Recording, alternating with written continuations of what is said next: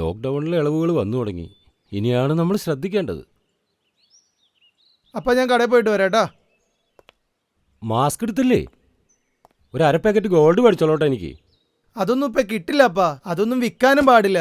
നീ ആ വർക്കിയുടെ കടയിലേക്കല്ലേ പോകുന്നത്? എൻ്റെ പേര് പറഞ്ഞാൽ മതി, അവൻ തന്നോളും. ആ നോക്കട്ടെ.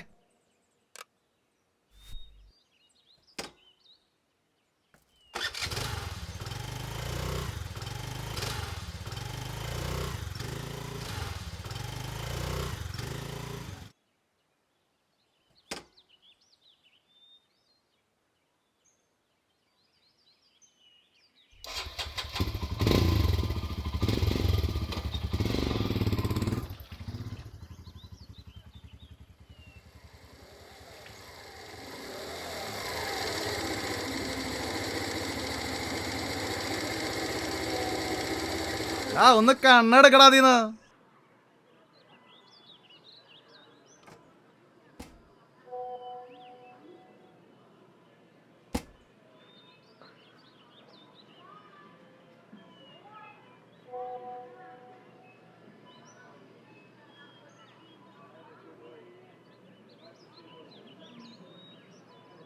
ഇതും കൂടി പറ്റില്ല എഴുതിക്കോട്ടാ. എഴുതിക്കോന്ന് പറഞ്ഞിട്ട് എഴുതി തള്ളിക്കൊന്ന് പറയാറിക്കോട്ടാ. വർക്കേട്ടാ. ആ എന്താ അവിടെ നിൽക്കണ്ട, കയറിയോടാ. ആ നിക്കണവരൊക്കെ കഴിയട്ടേട്ടാ, എന്നിട്ട് കയറാം. ചേട്ടാ തരണ്ട എത്രയാ? 50 രൂപ. ആ ബൈചേട്ടാ. ആ നീ ഫ്ലൈറ്റ് ഇല്ലാത്ത സമയത്ത് എങ്ങനെ വന്നു? ഓ ഈ അവസരത്തിൽ ഇത് മതി. ചേട്ടായി ഇതെടുത്തോട്ടാ. ഞാൻ വന്നിട്ട് 1.5 മാസമായി ചേട്ടാ. വീട്ടിൽ ക്വാറന്റൈനിൽ ഇരിക്കുകയായിരുന്നു. അതിന് നിനക്ക് എന്തെങ്കിലും ബുദ്ധിമുട്ടുണ്ടായിരുന്നോ? കുഴപ്പമുണ്ടായിട്ടല്ല ചേട്ടാ, ഗവൺമെന്റിന്റെ റൂൾസ് അല്ലേ, അത് പാലിക്കണ്ടേ, അതുകൊണ്ട് വീട്ടിലിരുന്നതാ. ചേട്ടൻ്റെ ബില്ല് 150 ആ അപ്പൊ ശരി കേട്ടോ. ശരി ഇപ്പൊ എന്താ കാണാം. ഒരു സോഡ സാർ.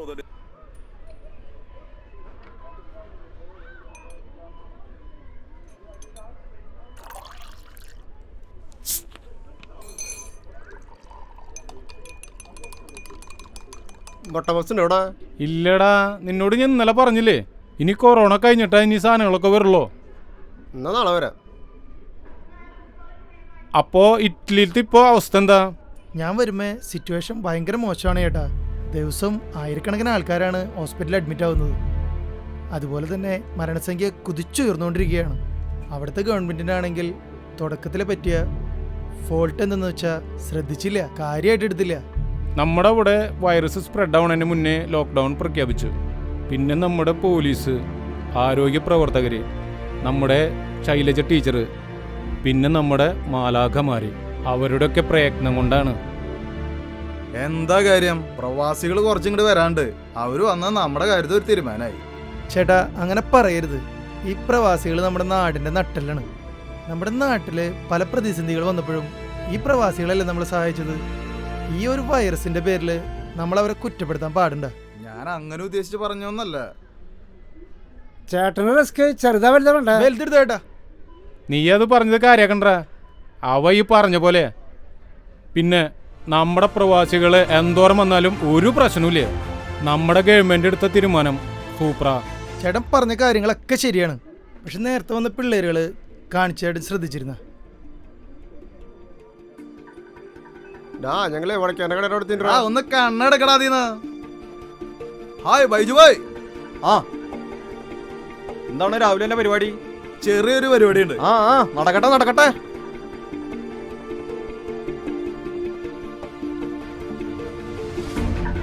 ഇപ്പൊ എത്രേ? ഒരു കുപ്പി വെള്ളം കൂടി മേടിച്ചോ. ഒരു കുപ്പി വെള്ളം കൂടി.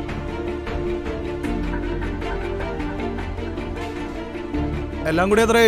120 രൂപ. ഇതും കൂടി പറ്റില്ല എത്തിക്കോട്ടാ. അത് ഞാൻ ശ്രദ്ധിച്ചില്ലടി. പിന്നെ നമ്മുടെ ഗവൺമെന്റിന്റെ ഭാഗത്തുനിന്ന് ലോക്ക്ഡൗൺ ഒക്കെ മാറ്റിയിട്ട് കുറച്ച് ഇളവുകൾ കിട്ടിയിട്ടുണ്ട്. പക്ഷെ നമ്മൾ ആരും അത് മിസ്യൂസ് ചെയ്യരുത്. ചേട്ടാ ചോക്കോ പറഞ്ഞ നീ കൈ കഴുകടാ. ഇല്ല നീ ഇപ്പൊ കൈ കഴുകിയിട്ടില്ല വെച്ചെങ്കിൽ ആദ്യം കൈ കഴുകിയേ പോയിട്ട്. നിനക്ക് എന്താ വേണ്ടെന്ന് വെച്ചിട്ടുണ്ടെങ്കിൽ ഞാൻ എടുത്തു തരാം. മനസ്സിലായില്ലേ? നിങ്ങളെല്ലാവരും ഒന്ന് പുറത്തേക്ക് ഇറങ്ങിന്നേ. നിങ്ങളിഞ്ഞ് ഓരോരുത്തരായിട്ട് ഇങ്ങോട്ട് കയറിയാൽ മതി. ചേട്ടപ്പം എന്തെങ്കിലും പറയണേ? ഇനി മുന്നേ ഇങ്ങനെ ആയിരുന്നില്ലല്ലോ. മോനെ ഞാനൊന്ന് പറയട്ടെ. ചേട്ടൊന്നും പറയണ്ട, അപ്പുറത്ത് കടകളൊക്കെ ഉണ്ട്. മോനെ വർക്കേട്ടൻ പറഞ്ഞത് വർക്കേട്ടന് വേണ്ടി മാത്രമല്ല, നമുക്ക് എല്ലാവർക്കും വേണ്ടിയിട്ടാണ്.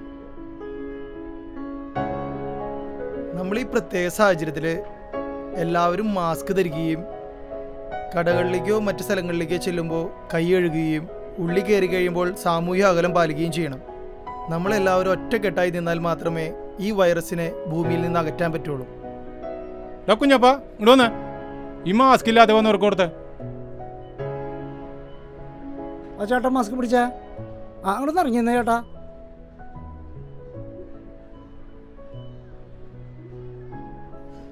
ചേട്ടന്മാരൊക്കെ ഒന്ന് ഇറങ്ങിന്ന് വരൂരായിട്ട് നിന്നോളൂ കേട്ടോ. അപ്പൊ ശരിയേട്ടാ, ഓക്കെ, കാണാം. ശരി ശരി.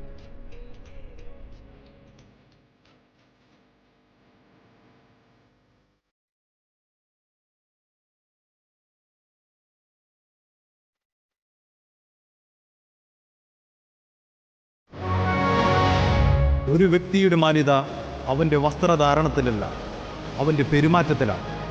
പൊതുയിടങ്ങളിൽ നമുക്ക് കൂടുതൽ ജാഗ്രതയോടെ ഇടപഴകാം. നിർദ്ദേശങ്ങൾ പാലിക്കാനുള്ളതാണ് നാം ഓരോരുത്തർക്കും വേണ്ടി.